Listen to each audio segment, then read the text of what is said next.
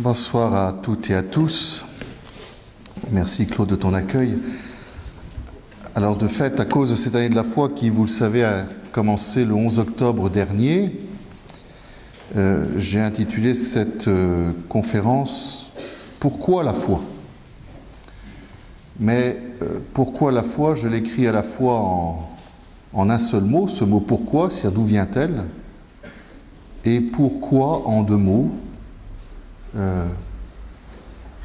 Qu'est-ce que cela donne? Quel est le but de la foi? L'année de la foi que le Saint-Père nous offre a comme but de renouveler l'Église, c'est-à-dire chacun d'entre nous, dans l'enthousiasme de croire en Jésus-Christ. Et en Jésus-Christ, qui pour nous est l'unique sauveur du monde. L'unique sauveur du monde. Cette année de la foi, elle a pour but de raviver notre joie, de marcher sur le chemin que le Christ nous a indiqué et de nous inviter à témoigner concrètement de la force transformante de la foi. Je vais y revenir tout à l'heure. Et le pape nous a donné cette année de la foi, comme vient de le dire le Père Claude, dans le cadre du 50e anniversaire du Concile Vatican II, parce que le rappel de ces 50 ans est une occasion importante pour chacun d'entre nous d'approfondir, de vivre plus courageusement notre foi, d'affermir notre appartenance à l'Église, cette Église qui nous guide à la rencontre et à la connaissance du Christ, vrai Dieu et vrai homme. Et quand je parle d'une rencontre, vous avez bien compris que ce n'est pas une rencontre avec une idée, ce n'est pas une rencontre avec un projet plus ou moins intéressant, c'est la rencontre avec quelqu'un. Ce quelqu'un qui est vivant et qui transforme chacun de nous en profondeur, qui nous révèle qui nous sommes. Alors, je pense que vous avez tous conscience que le Concile Vatican II a été un événement majeur pour la vie de l'Église au XXe siècle et pour la vie du monde d'ailleurs, et que comme tous les autres conciles, l'Église en vivra jusqu'à la fin des temps. Mais nous avons la chance d'être juste après ce concile. Et le bienheureux Jean XXIII, dans le discours d'ouverture du concile le 11 octobre 62, avait donné un peu l'idée générale. Pourquoi, brusquement, il avait fallu faire un concile? Enfin, brusquement, pas tout à fait, mais ce qui est tout à fait original dans le Concile Vatican II, c'est que contrairement à tous les autres conciles, différemment plutôt à tous les autres conciles, il n'a pas été réuni pour lutter contre une hérésie ou contre un problème dogmatique qui se posait. Il a été réuni parce que le pape voulait que notre foi s'exprime d'une manière renouvelée, plus incisive, dans un monde qui changeait rapidement, tout en gardant intact le contenu de la foi, sans renoncer à rien ni faire de compromis, mais Jean XXIII désirait que l'Église réfléchisse sur sa foi, sur les vérités qui la guident, et à partir de cette réflexion, il voulait dessiner une nouvelle manière dans le rapport de l'Église avec l'ère moderne. Donc il disait, voilà, la foi est toujours la même, mais comment l'exprimer, comment la présenter dans la pensée moderne, non pas pour s'y conformer à cette pensée moderne, mais pour présenter au monde qui tend à s'éloigner de Dieu l'exigence de l'Évangile dans toute sa grandeur et dans toute sa beauté. Voilà le but qu'avait Vatican II. C'était pouvoir présenter la foi au monde d'aujourd'hui en rappelant la beauté de l'Évangile.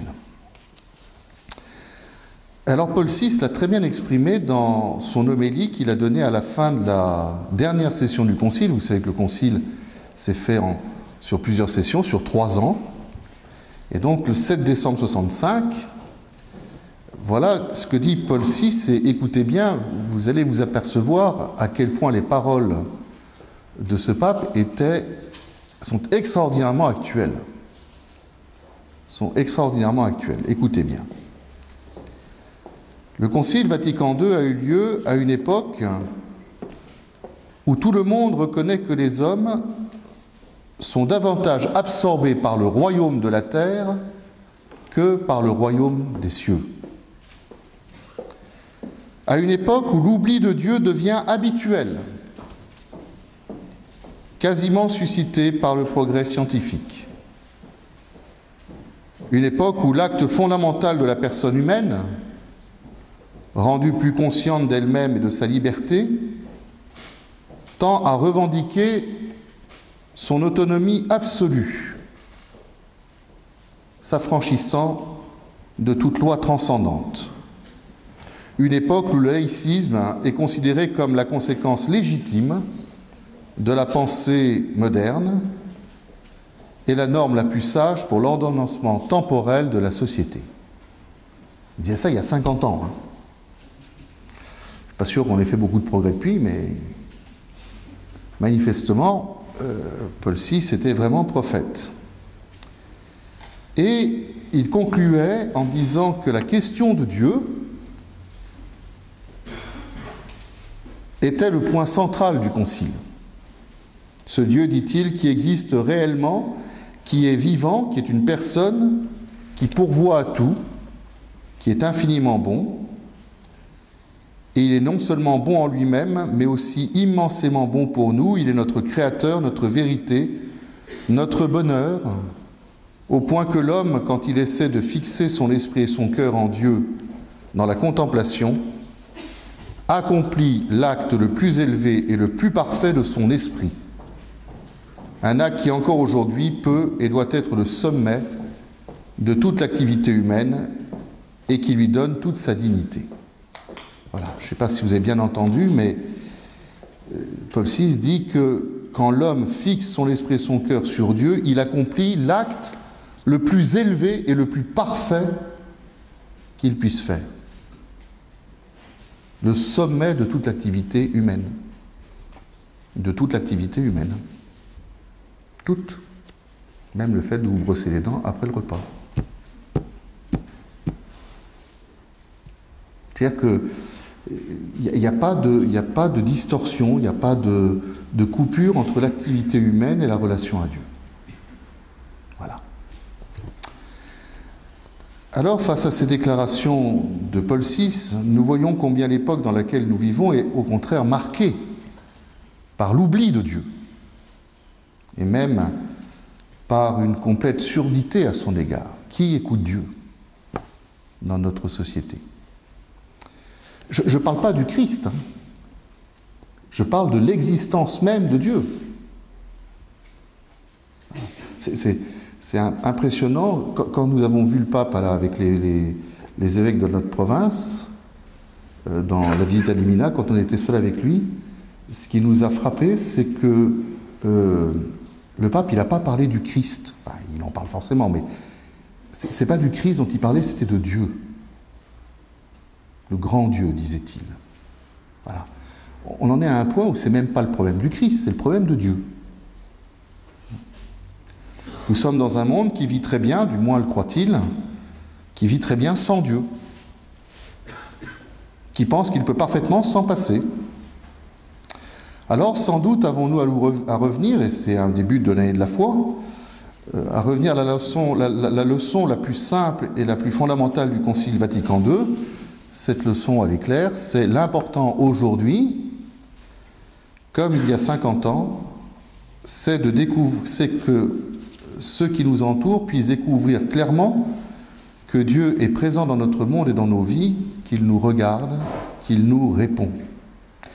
Et qu'en revanche, quand la foi en Dieu est absente, eh bien l'essentiel s'écroule parce que l'homme, perd sa dignité profonde et ce qui fait sa grandeur. Alors pourquoi l'homme perd-il sa grandeur et sa dignité profonde quand il s'éloigne de Dieu, quand il se coupe de Dieu ? Eh bien parce que la foi en Dieu, la rencontre avec le Christ, ne sont pas un fait qui intéresse seulement notre intelligence, mais ils impliquent un changement dans notre vie.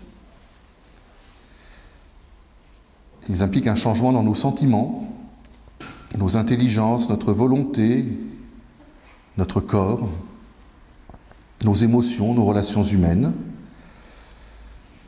La rencontre avec le Christ, par exemple, oriente les relations humaines d'une façon tout à fait déterminante vers une plus grande solidarité, vers une plus grande fraternité, dans la logique de l'amour.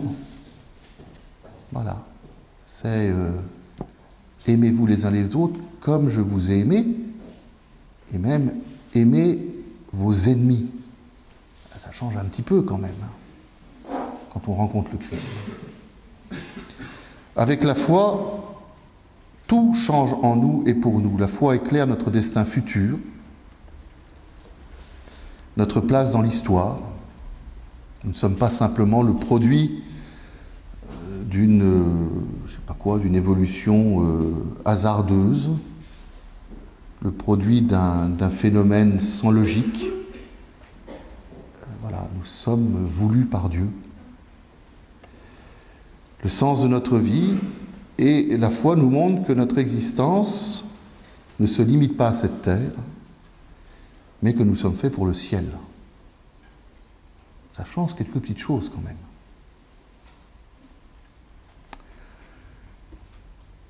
Mais avant de continuer, peut-être que je pourrais vous rappeler, vous le savez déjà parce que vous avez travaillé ça, mais je pense qu'il est bon qu'on se rappelle qu'est-ce que c'est que la foi. Qu'est-ce que ça signifie croire en Dieu? Eh bien, manifestement, croire en Dieu, c'est plus que découvrir de loin que Dieu existe.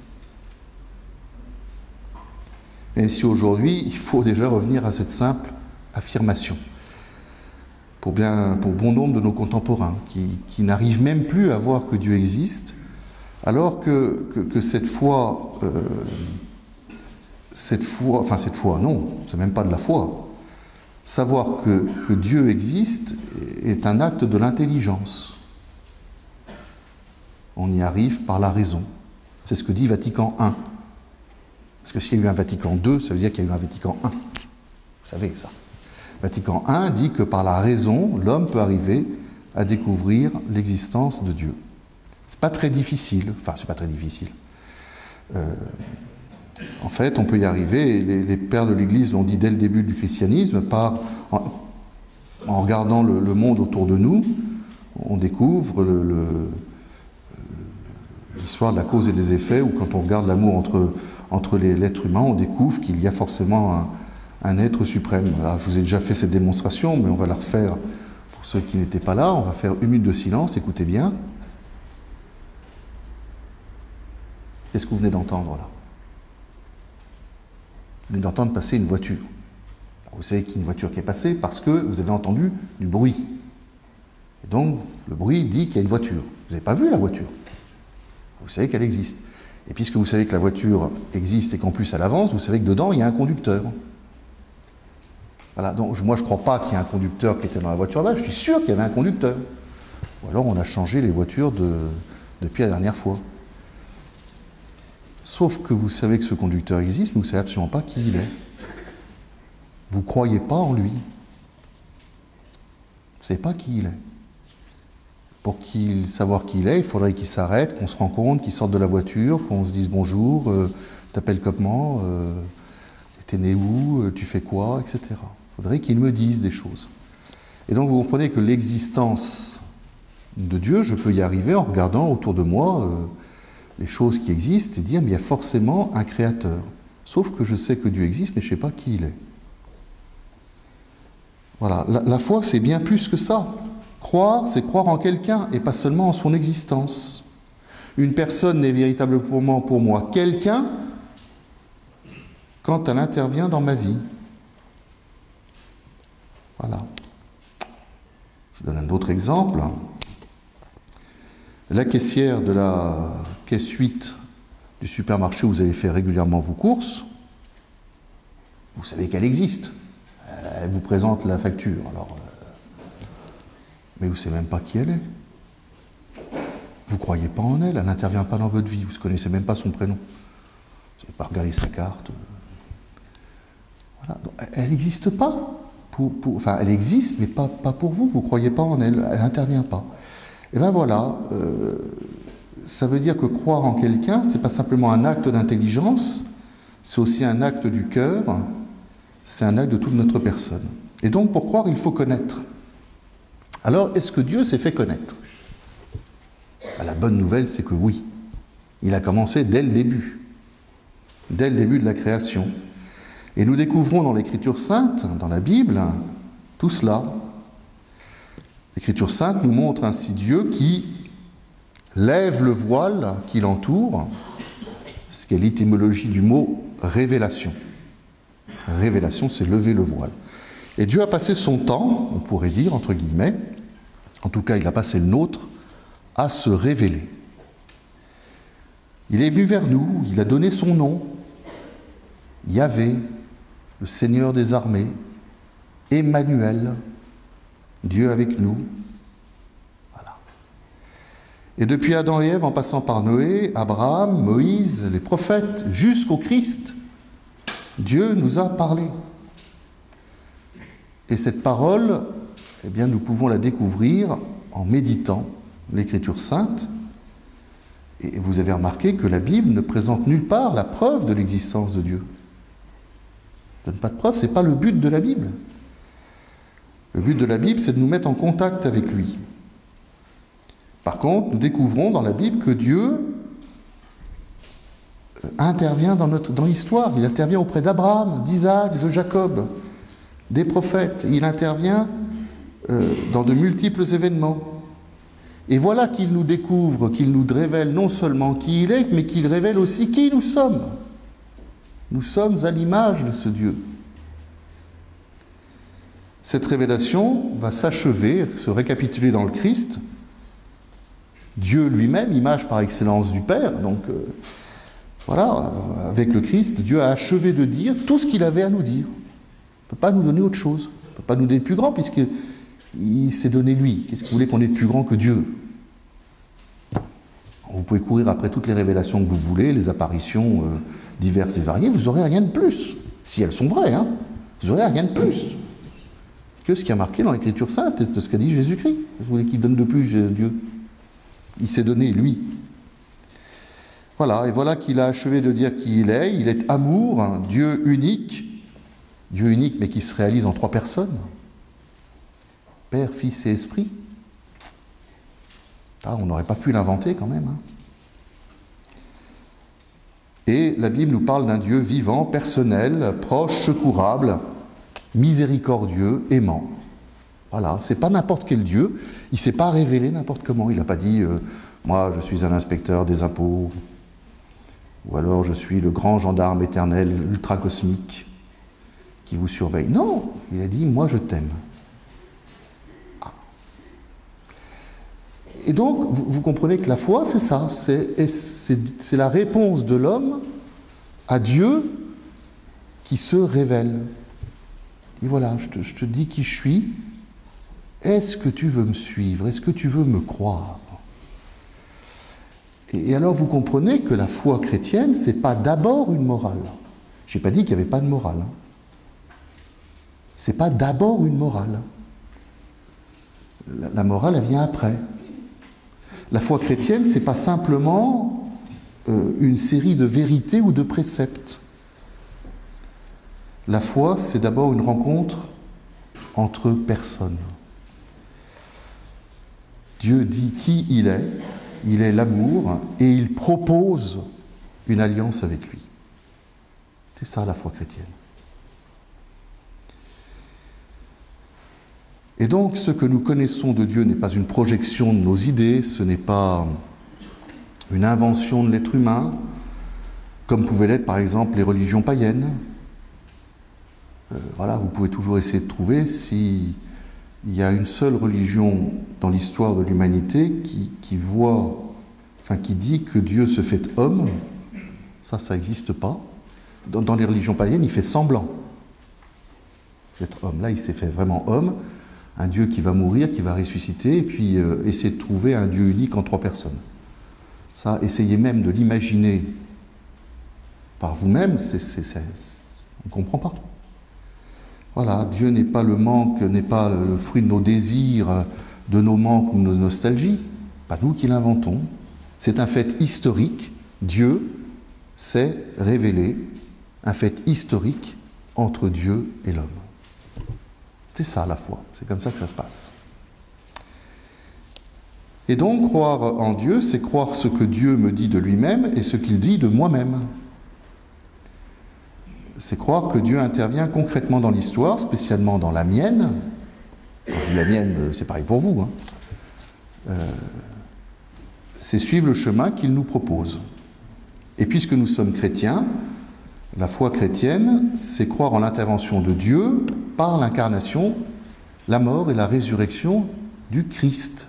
Christ chrétien. Voilà. C'est pour ça qu'on est chrétien, c'est qu'on croit au Christ. Si vous croyez que Dieu s'est révélé par Mahomet, ben vous êtes musulman. Pas pareil. Pas tout à fait quand même. Voilà, la foi est chrétienne parce qu'elle est liée à la personne même du Christ et à ce que ce Christ révèle. En fait, nous découvrons que tout ce qu'il y a de plus important dans notre vie est basé sur la foi, d'une certaine manière. C'est-à-dire sur la confiance. Pas forcément la foi en Dieu, mais les choses les plus importantes, il y a de la foi derrière. Je vous donne un exemple. Quand quelqu'un dit à quelqu'un d'autre, quand Cunégonde dit à Firmin « je t'aime », il faut bien que Firmin croie que Cunégonde dit ça, que Cunégonde l'aime. Mais si Firmin dit à Cunégonde « prouve-le-moi », elle va avoir du mal, la pauvre Cunégonde. On va pouvoir peut-être lui montrer des raisons qu'il aurait de croire Firmin à son amour. Mais lui prouver par A plus B qu'elle l'aime. Et donc Firmin est obligé de la croire. Et si Firmin répond « moi aussi », Cunégonde est obligée d'entrer dans la confiance et dans la foi. Et c'est pareil entre Dieu et nous. Quand Dieu va voir Abraham et lui dit « Voilà, je suis le Dieu unique et je te demande de partir et de prendre ta tente et d'aller par un autre chemin », Abraham, il ne peut pas faire autre chose que de faire confiance. Et comme pour Abraham, croire, ça va engager notre être et notre agir. Normalement, Firmin, qui entend Cunégonde lui dire « je t'aime » et qui lui répond « je t'aime », ça change quelque chose à sa vie. Normalement. C'est plus comme quand, s'ils se marient, normalement, ils ne sont plus comme quand ils étaient célibataires. Normalement. Avec Dieu, c'est pareil. Quand nous nous mettons à croire, on se met en marche à la suite du Christ et ça implique un engagement personnel, concret. Ça s'appelle la conversion. Conversion, c'est aller vers. On se prépare à aller vers Dieu. Voilà, parce que toute rencontre avec quelqu'un en qui nous croyons implique un changement, une influence sur notre comportement. Et alors là, on en arrive à la morale. Et là, on comprend que la morale, c'est la conséquence de la foi. Firmin va se comporter d'une certaine façon avec Cunégonde parce qu'il s'aime. Conséquence, nous allons nous comporter d'une certaine façon parce que nous croyons en Dieu. Et non pas parce que je me comporte comme ça, je crois. Non, c'est je crois, donc je me comporte comme ça. C'est opter pour un style de vie, c'est ce que saint Jacques dit dans sa lettre. Montre-moi tes actes, je te dirai quelle est ta foi. Montre-moi tes actes, je te dirai quelle est ta foi. Un style de vie très particulier qui nous engage, qui est placé sous le signe de la croix, c'est pas rien. Une vie qui refuse le mal et le péché. Rappelez-vous, c'est intéressant, dans la nuit de Pâques, quand on vous fait faire les rénovations de votre foi baptismale, il y a le je crois en Dieu, il y a le credo, on vous interroge, mais avant, qu'est-ce qu'il y a ? Il y a la renonciation au mal. Est-ce que tu renonces au mal, à Satan, à tout ça ? J'y renonce. Ah ! Et maintenant, est-ce que tu crois ? Eh oui, je crois parce que je renonce parce que je crois.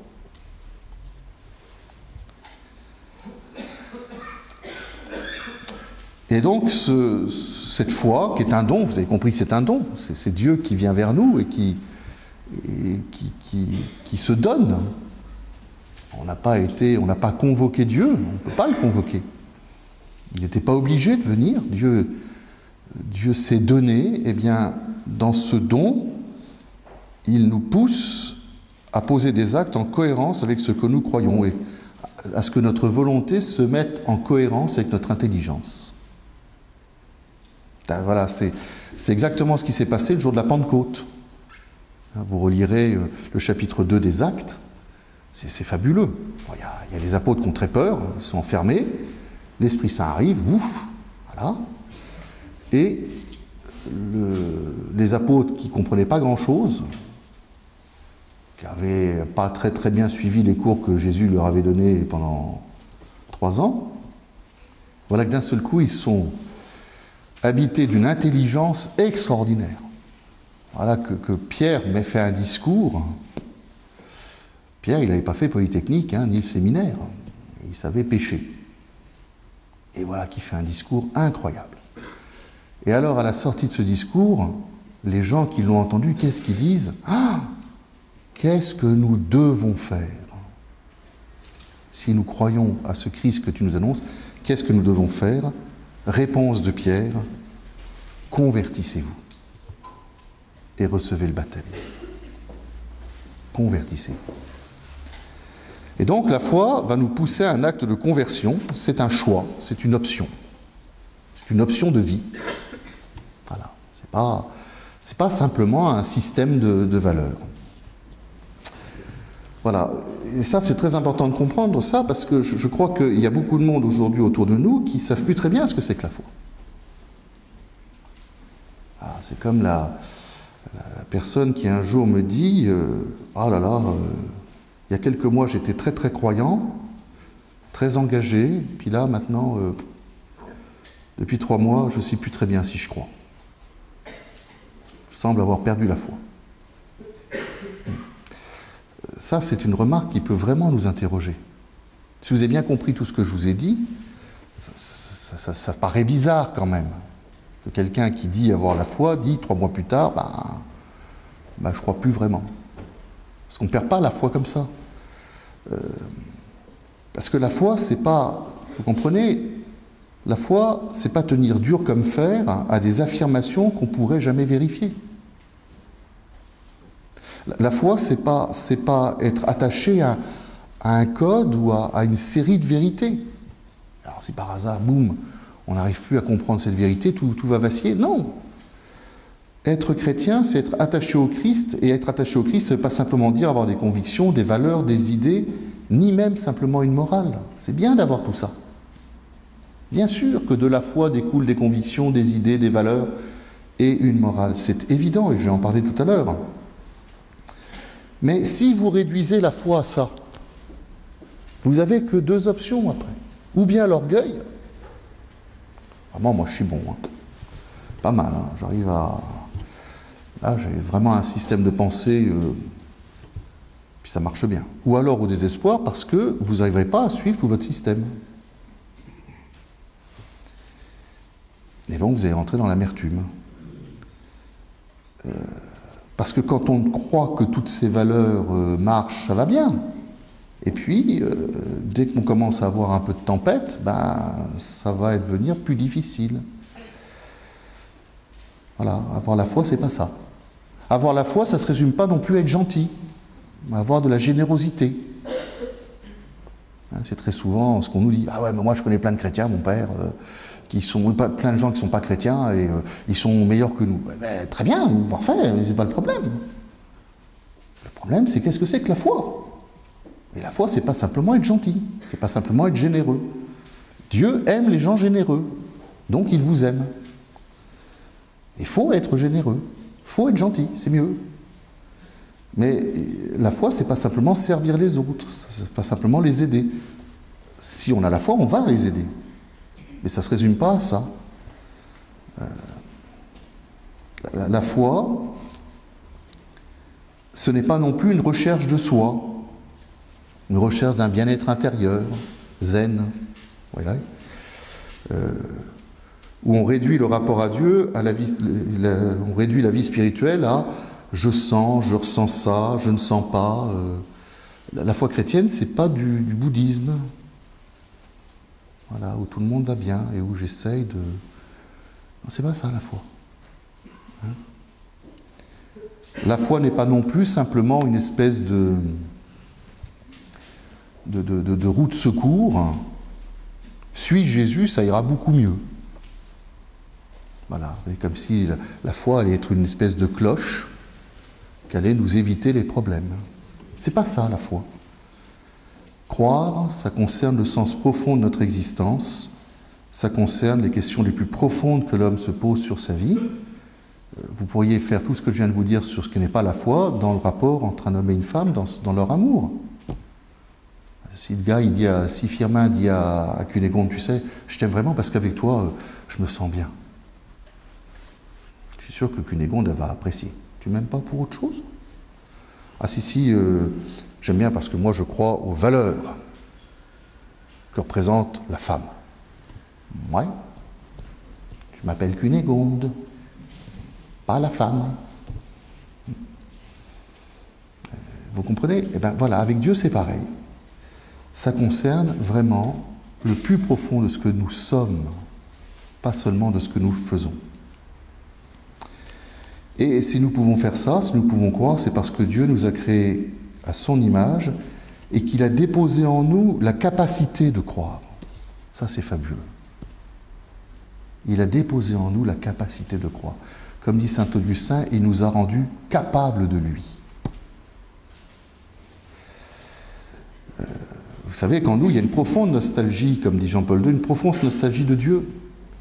Vous pourrez essayer de trouver tout ce que vous voulez sur la terre. Les plus grandes choses de cette terre vous laisseront toujours une insatisfaction. Nous sommes faits pour Dieu. Alors quand on a compris ça, qu'on est fait pour Dieu, on comprend les paroles du Christ quand il dit dans Jean, par exemple, « Je suis venu dans le monde pour que le monde ait la vie et la vie éternelle. » Pas que nos conditions de vie soient améliorées, pas que ça marche mieux dans la société, qu'on se tape moins dessus, etc. Il n'est pas venu pour ça, Jésus. C'est bien si ça arrive. Mais il n'est pas venu pour ça. Pour que nous ayons la vie et la vie éternelle. Celui qui croit en moi a la vie éternelle. Qui mange ma chair et boit mon sang a la vie éternelle.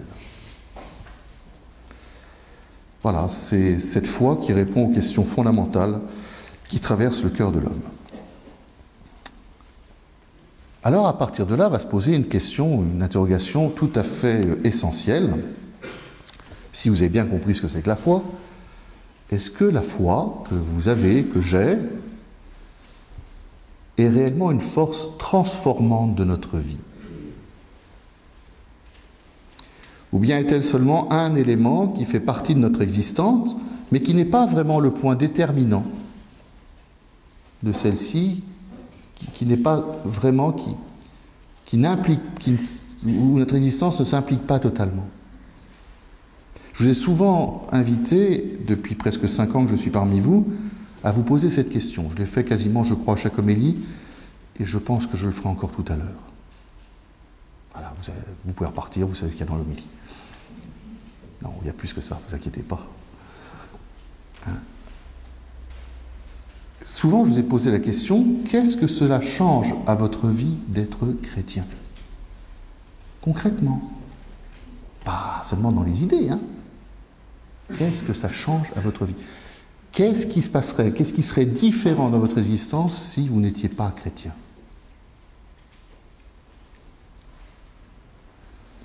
Et pas seulement qu'est-ce que cela a changé, mais qu'est-ce que cela change chaque jour.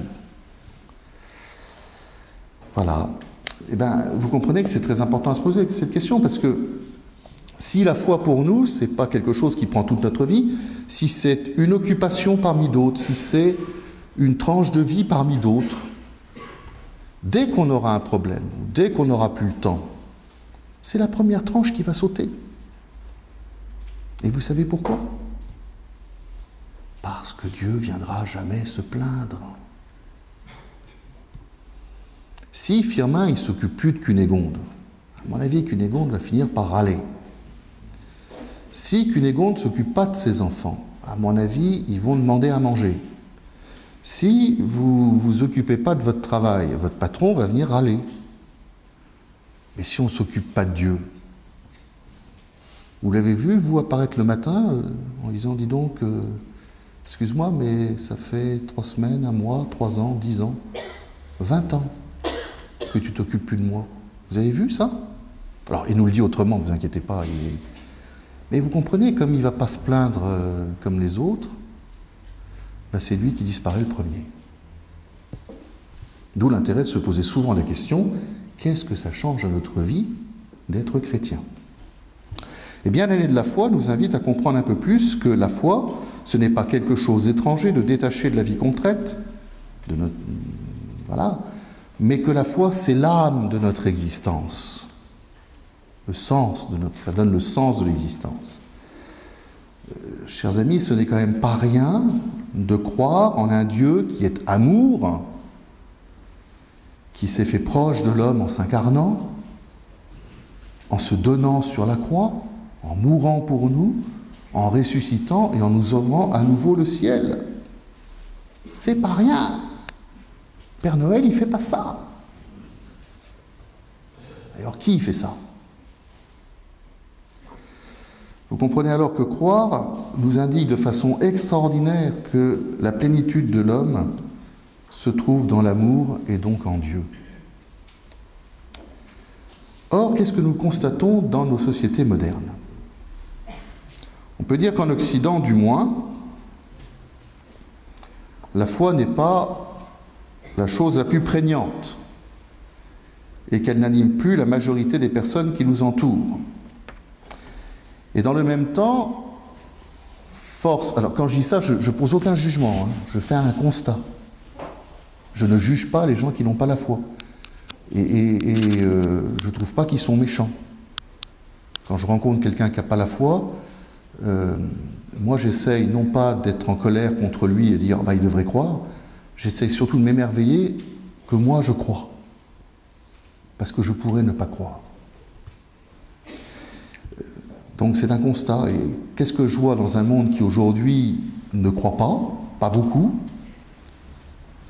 Eh bien, force est de constater, comme le dit Benoît XVI dans ses catéchèses pour l'année de la foi, que nous sommes en train d'assister à des transformations culturelles qui, je vais oser le dire, sont des nouvelles formes de barbarie. Des nouvelles formes de barbarie. Monseigneur André XXIII, lors de son discours de clôture de l'Assemblée plénière, il y a 1 mois, disait cela.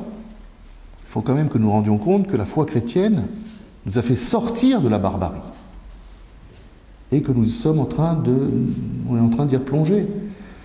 Chers amis, j'ai quand même du mal à croire. Alors parce que en plus, ce truc-là, il y a des tas de gens qui disent c'est bien, ce sont les signes de conquête de civilisation. Les conquêtes de civilisation.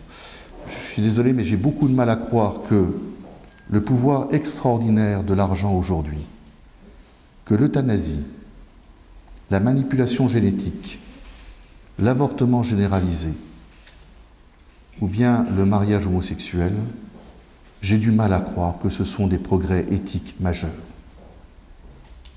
et que ce sont des conquêtes de civilisation.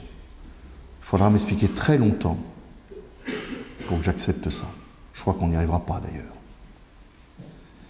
Nous le savons par expérience, là où sont la domination, la possession, l'exploitation, la réduction de l'autre à une marchandise par égoïsme, l'homme est appauvri, dégradé et défiguré. L'année dernière, dans son message pour les jeunes, pour les JMJ de Madrid, Benoît XVI écrivait cela, il disait « Il y a un fort courant laïciste aujourd'hui qui veut supprimer Dieu de la vie des personnes et des sociétés, projetant et tentant de créer un paradis sans lui.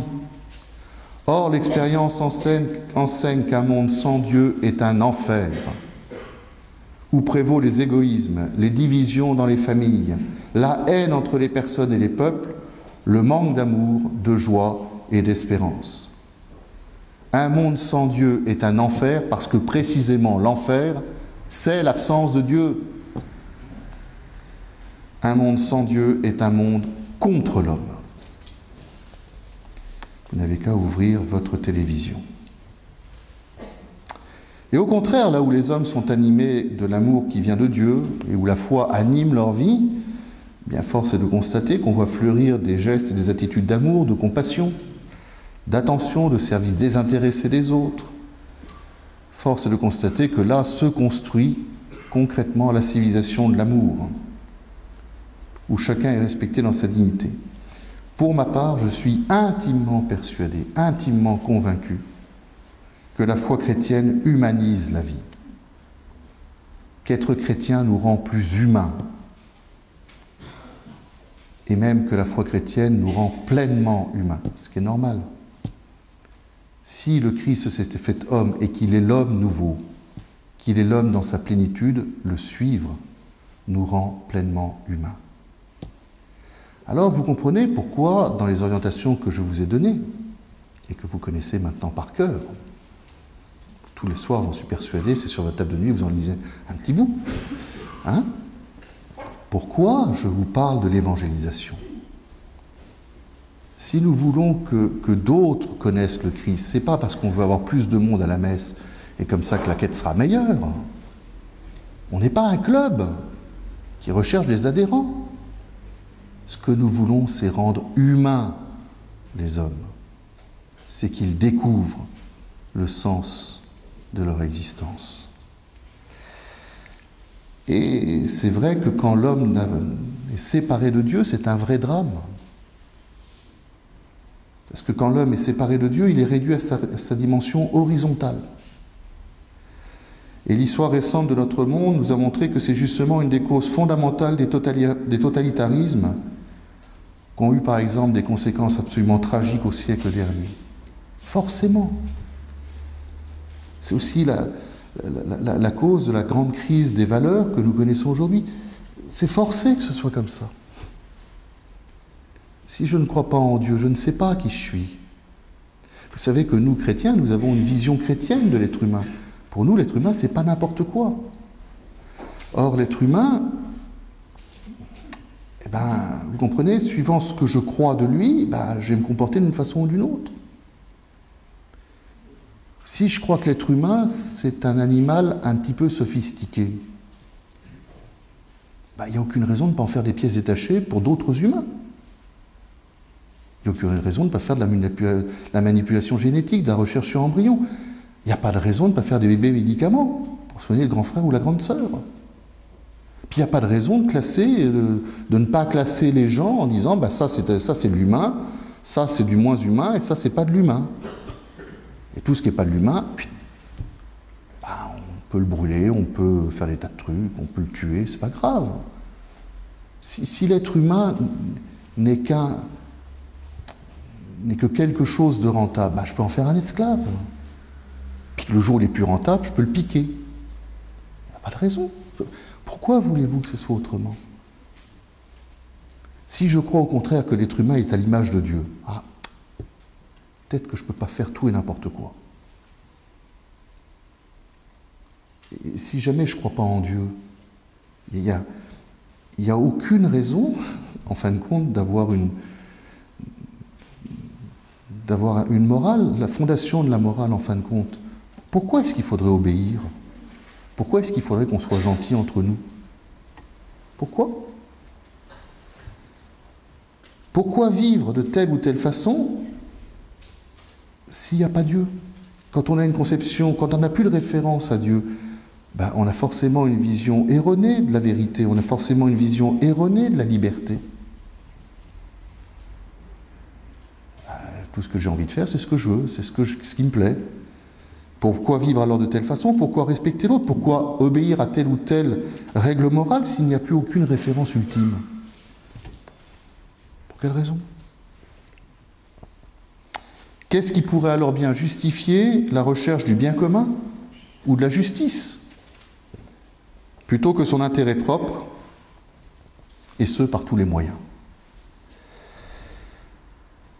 Quand on n'a plus Dieu à plus ou moins court terme, on finit par décider par soi-même ce qu'est un être humain, ce qui est vrai, ce qui est bon. On le décide par soi-même puisque cela ne nous est plus, on ne croit pas que ça nous est donné par Dieu et par un Dieu bon, plein d'amour, et que nous sommes à son image. On revient au début. Parce que nous croyons en un Dieu bon. C'est pour ça que nous sommes, et comme nous sommes à son image, c'est pour ça que nous essayons d'être bons. Si Dieu était un super flic, on jouerait aux gendarmes et aux voleurs. C'est autre chose. Si Dieu perd sa centralité dans notre vie, l'homme ne peut plus se comprendre vraiment. Et cela donne ce que nous voyons aujourd'hui comme problème éthique majeur dans notre société. En fait, c'est toujours la même tentation qu'Adam et Ève. C'est la tentation originelle, où l'homme pense pouvoir devenir lui-même Dieu, par lui-même et sans Dieu. Maître de la vie et de la mort. Voilà, alors nous on essaye, face à cela, l'Église essaie depuis toujours de continuer à dire la grandeur de la foi. Et vous comprenez pourquoi nous avons aujourd'hui affirmé notre foi, la proposer aux autres pour sortir de cette impasse d'un monde sans Dieu. Et vous retrouvez le fascicule numéro 2 des nouvelles orientations, l'évangélisation. Alors où est-ce que nous trouvons les vérités qui donnent le contenu de la foi et qui constituent donc cette lumière pour notre vie quotidienne, cette force transformante de notre vie? Eh bien, la réponse est simple. Nous le trouvons dans le credo, dans le « je crois en Dieu », dans la profession de foi, dans le symbole de la foi. Vous savez pourquoi on appelle ça un symbole? Un symbole des apôtres, symbole de Nicée-Constantinople, etc. Symbole, ça vient du mot latin symbolium. Qu'est-ce que c'était que le symbolium? C'était un signe de reconnaissance entre les gens dans l'Antiquité. Alors, ils n'avaient pas les téléphones portables, ils n'avaient pas la recherche d'ADN, donc comment ils faisaient? Ils se donnaient un signe de reconnaissance. Donc par exemple, ils prenaient un morceau de poterie, voilà, je voulais me mettre d'accord avec quelqu'un, on dit, voilà, écoute, quand je t'enverrai quelqu'un en mon nom, pour bien que tu saches que c'est lui, on va casser un morceau de poterie en deux, t'en gardes un morceau, j'en garde un autre, et puis nos deux envoyés, quand ils se retrouvent, compareront les deux morceaux, voilà, et comme ces deux morceaux sont uniques, tu sauras que ce gars-là, il vient de chez moi. Voilà. Vous trouvez ça dans les westerns aussi, on déchire les dollars en deux, et, voilà, vous connaissez ça. Eh bien, le symbole des apôtres, c'est le signe de reconnaissance des chrétiens. On pourrait dire, c'était pour nos frères, nos pères dans la foi, les premiers chrétiens, c'était leur carte d'identité. On pourrait nous dire, à nous, qui es-tu? Au lieu de répondre, je suis Jean-Marie, on pourrait répondre, je suis chrétien, et donc je crois en Dieu, le Père Tout-Puissant, Créateur du ciel et de la terre, et en Jésus-Christ, son Fils unique. Voilà, c'est notre carte d'identité, le symbole des apôtres. Et alors, vous comprenez pourquoi le Saint-Père nous invite fortement, durant cette année de la foi, à proclamer, à bien proclamer, mais surtout à prier chaque jour le credo. Il nous invite à, par exemple, vous pourriez faire ça, prendre une belle carte, puis derrière, écrire le credo, et il nous propose d'ailleurs de le faire, le pape nous propose de le faire à partir du credo de Nicée-Constantinople, qui est plus complet, et puis le prier chaque jour. Aujourd'hui, il est sûr que le credo doit être mieux connu, mieux compris, mieux prié, afin de découvrir le lien profond entre les vérités que nous professons et notre existence quotidienne.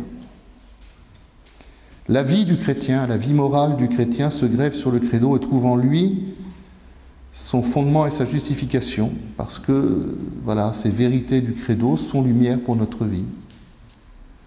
Et normalement, quand nous le proclamons, comme nous allons le faire tout à l'heure à la messe, ça doit avoir une incidence sur notre vie. Qu'est-ce que ça a comme influence sur notre vie de dire « Je crois en l'Esprit Saint, qui est Seigneur et qui donne la vie.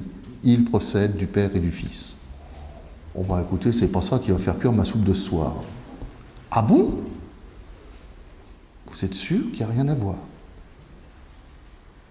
Eh bien, faites le bénicité, vous retrouverez peut-être une petite voix pour voir pourquoi il y a un lien. Vous voyez? Voilà. Et c'est pas par hasard si le pape Jean-Paul II, quand il a fait le catéchisme de l'Église catholique, qui est un fruit du Concile, on fête cette année les 20 ans de ce catéchisme, Jean-Paul II, il a voulu que ce catéchisme soit fait suivant la structure du credo. Du moins dans sa première partie. La partie dogmatique, ça suit le credo. Voilà, c'est pour ça que Jean-Paul II l'a fait. Et donc, il faudrait que nous essayions de mieux comprendre tout cela. Pourquoi? Parce que nous vivons dans une société qui change continuellement. Vous avez remarqué que la sécularisation et le relativisme, vous savez ce que c'est que le relativisme? C'est dire que tout est relatif, qu'il n'y a pas vraiment de vérité, que chacun fait ce qu'il veut. Hein? On relativise tout. Vous savez que la sécularisation et le relativisme marquent fortement la mentalité générale. Bien de nos contemporains vivent sans repère clair et sans véritable espérance. Les liens sociaux et familiaux sont remis sans cesse en cause. Puis ça continue. Ça continue. Nous percevons bien que les nouvelles générations ne sont pas vraiment éduquées à la recherche de la vérité. Alors, quand on dit aujourd'hui à un jeune qui a une vérité, il est scandalisé. On lui a tellement dit, depuis qu'il est tout petit, qu'il y avait plusieurs vérités et que chacun avait sa vérité. Qu'aujourd'hui, quand on lui dit, mais il y a une vérité, oh, quelle intolérance! Voilà, les jeunes, comment est-ce qu'on éduque des jeunes aujourd'hui? Alors, pas les vôtres, ils sont superbes, les vôtres. Et je parle de ceux qui sont dehors, au sens profond de l'existence, à la stabilité dans l'affectivité, à la confiance mutuelle. Toute chose qui se trouve bien évidemment dans les boîtes de nuit le samedi soir.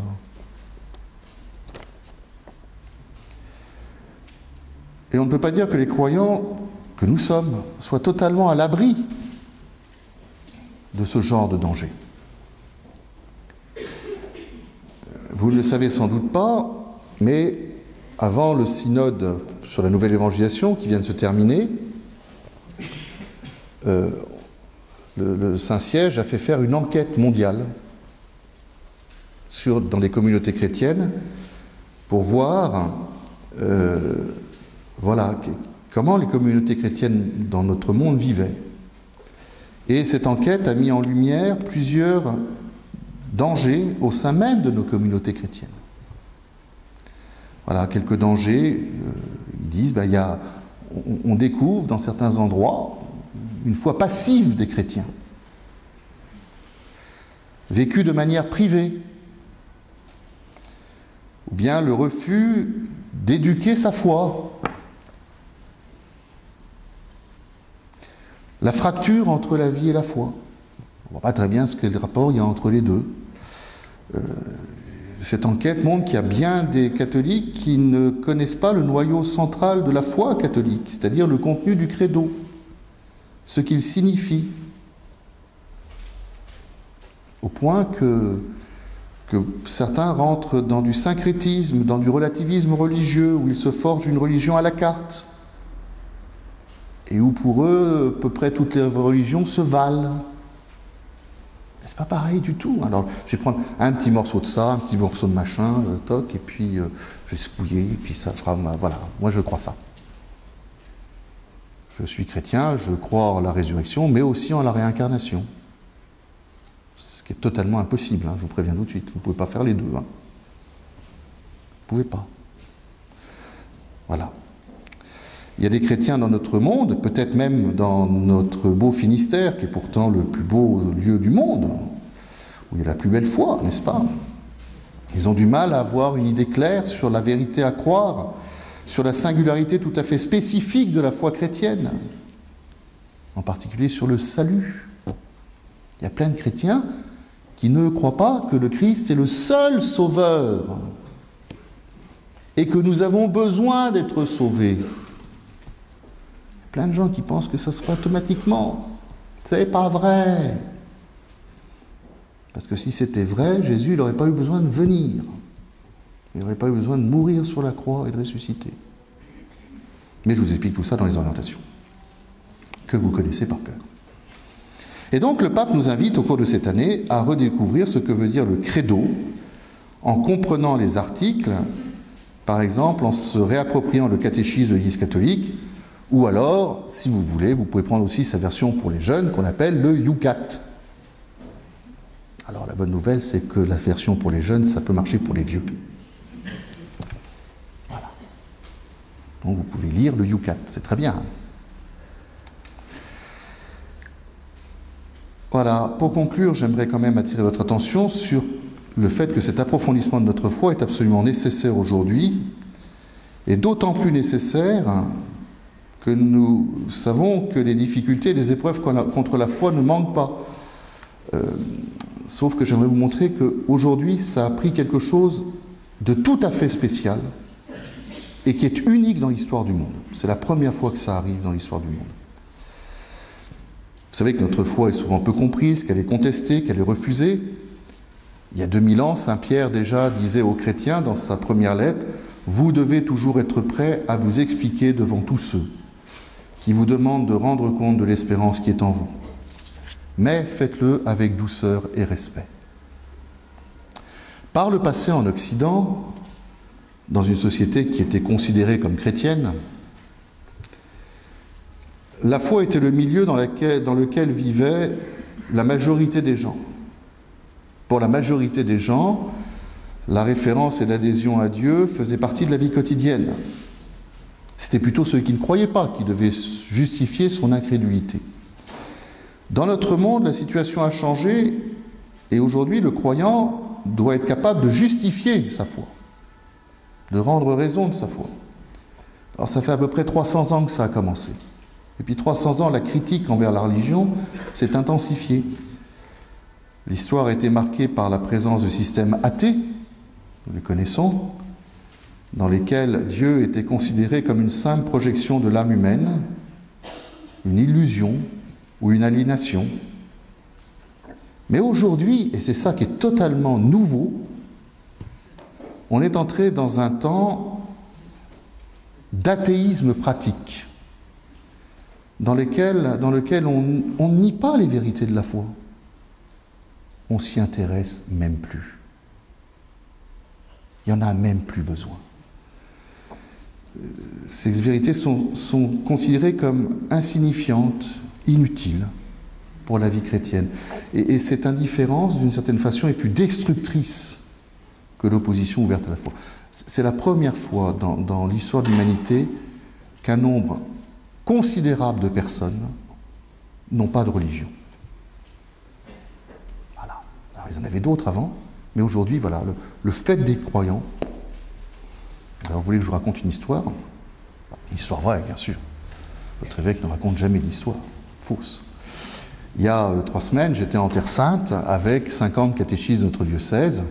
Voilà, on les a emmenés pour que ces catéchistes découvrent l'Écriture sainte sur le terrain, découvrent que l'Écriture sainte est l'âme de la théologie, donc de la catéchèse. C'était absolument extraordinaire. Ça a vraiment été remarquable, vraiment. Il y en a certainement parmi vous, vous l'en demanderez. Et voilà. Bon.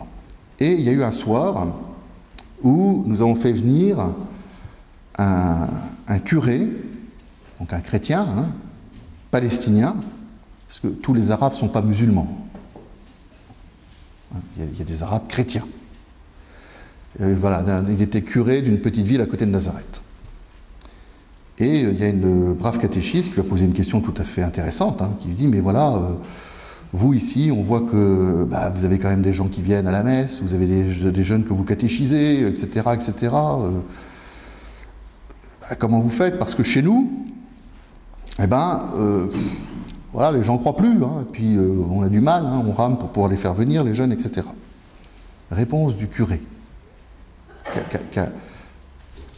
qui a mis qui a un peu déstabilisé la salle. Je vous préviens tout de suite. Réponse du curé, eh bien vous avez qu'à prier pour avoir une petite persécution.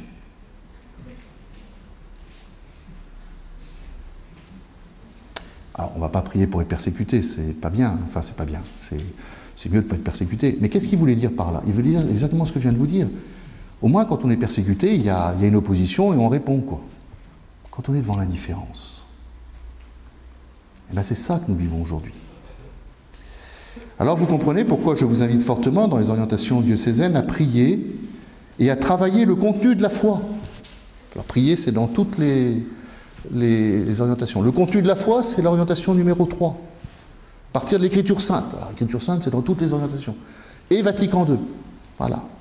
Ça, c'est le texte, l'orientation numéro 3. Autour de l'Eucharistie dominicale, les sacrements. Orientation numéro 4. Pourquoi je vous invite à ne pas rester seul, Orientation numéro 1, petite fraternité chrétienne. Mais à vous soutenir mutuellement en créant ces petites fraternités. Et je vous en supplie, n'attendez pas 15 ans pour le faire, vous pouvez faire maintenant. Là, c'est pas compliqué de faire une petite fraternité chrétienne. Attendez pas que vos curés vous les organisent. Vous êtes grands, majeurs, baptisés, vaccinés, confirmés.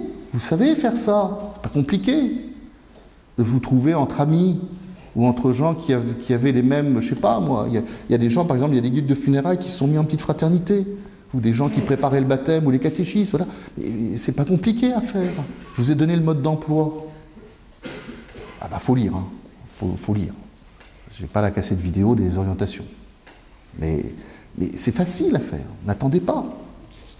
Vous comprenez pourquoi j'ai basé toutes nos nouvelles orientations sur la nouvelle évangélisation.